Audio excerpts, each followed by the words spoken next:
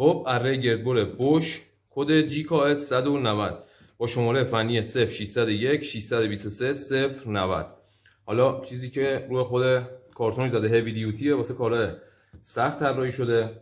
این 190 که روی کدشه یعنی قطر تیغش 190 میله، 1400 واته. عمق برشش توی 0 درجه یعنی همون حالت عادی 67 تا 70 میلیمتر، توی 45 درجه هم 49 میلیمتر. خود دستگاه رو ببینیم چجوریه. یه گونیا داره، حالا در ادامه توضیح میدیم که به چه کاری میاد. یه دفترچه راهنما و خود دستگاه. یه آلن هم واسه تعویض تیغ که اکثر اره گردبرها روشون طراحی شده. خب مشخصات روی دستگاه رو اگه بخوایم بخونیم 1400 وات که عرض کردیم خدمتتون، 5500 دور هم در دقیقه دور دستگاهه. حالا این کاتالوگ های بوش خوبی که داره به زبون فارسی هم ترجمه شده.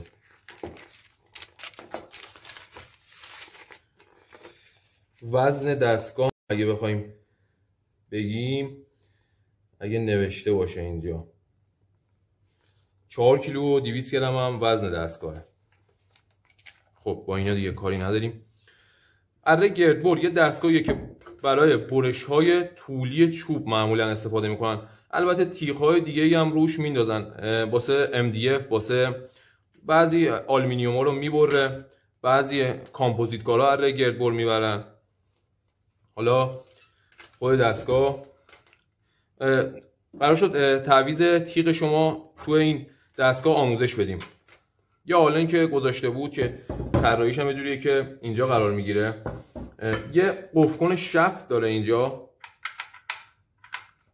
شما اینو شفت دستگاه رو قفلش میکنی، یعنی یه ذره باید بچرخونی که این تو شفت قرار بگیره و قفل بشه که این نچرخه موقع باز کردن. پیچ روی دستگاه رو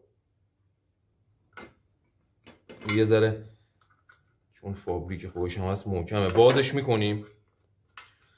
شما به عنوان مثال این تیغه‌ای که روشه تیغه چوبه، شما به عنوان مثال میخواید تیغه MDF روی دستگاه ببندید، این پیچه رو بازش میکنید، شفت روی دستگاه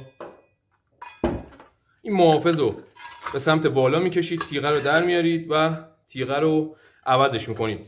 توجه داشته باشید روی دستگاهی که چرخشیه مثل فارسی بر، مثل دستگاه پروفیل بر یا حتی مینی فرز، اره گردبر، یه فلش هست که حالا این دوتا گذاشته، یه فلش اینجا گذاشته، یه فلش هم اینجا که جهت چرخش تیغه رو نشون میده.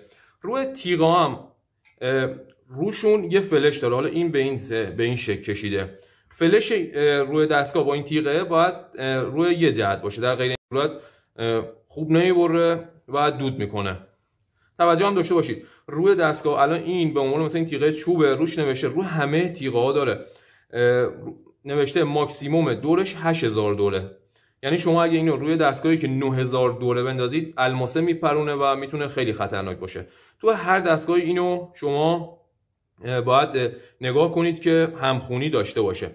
واسه بستنش تیغه رو روی شفتش قرار میدید، شفت رویی رو میندازید و این پیچ رو سفتش میکنید.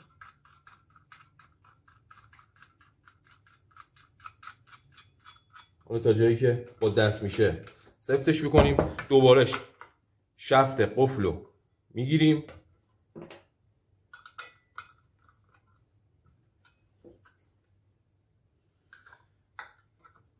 و سفتش میکنیم. خب این الان سفت شد. تو تعویض تیغه هم حتما شما باید دستگاه رو از برق خارج کنید.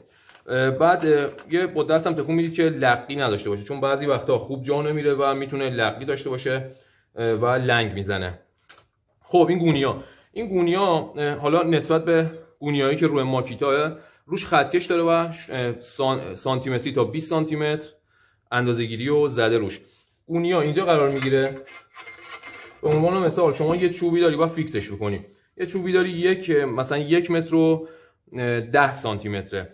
شما میخوای اینو 10 سانتی متر ازش کم کنی، تنظیمش میکنی و این دقیقاً بغل چوب قرار میگیره و هنگام برش از مسیرش خارج نمیشه. اون گونیاه به درد این کار میخوره. توی برشایی هم که حالا سایزش بالاتره که یه دونه الگو میبندی، با گیره سفتش میکنی و برش تو انجام میدی. خود دستگاه همون زاویه‌ای که روی کارتون هم زده بود 45 درجه، شما واسه باز کردنش این پیچ و این پیچو باز میکنیم و اینجا زده سایزاشو، مثلا درجه های برش رو زده 45 درجه، حالا 30 درجه، هر درجه‌ای که بخواید تنظیمش میکنید و سفتش میکنید. برای عمق برشتون یه شاسی اینجا گذاشته، یه شاسی اینجا، اینو شما به سمت بالا میزنی به سمت بالا و کف دستگاه حرکت میکنه. به عنوان مثال شما میخواید مثلا یه شیال نیم سانتی روی چوب بزنید، تنظیمش میکنید به این صورت و سفتش میکنید و بعد برشتون رو میزنید. خب این هم از عمقش، بعدا قفلش کنید. خب دستگاه رو بزنید توی برق.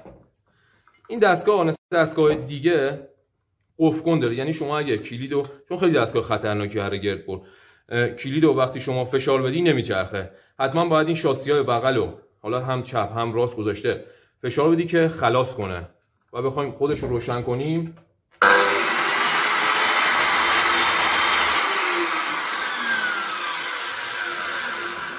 این هم صدای دستگاه. روی دسته هم یه پلاستیک ضد تعریق گذاشته که زمان کار کردن دستتون علق نکنه. خب این دستگاه توضیحات دیگه این نداره. خیلی ممنون از اینکه با ما همراه بودید.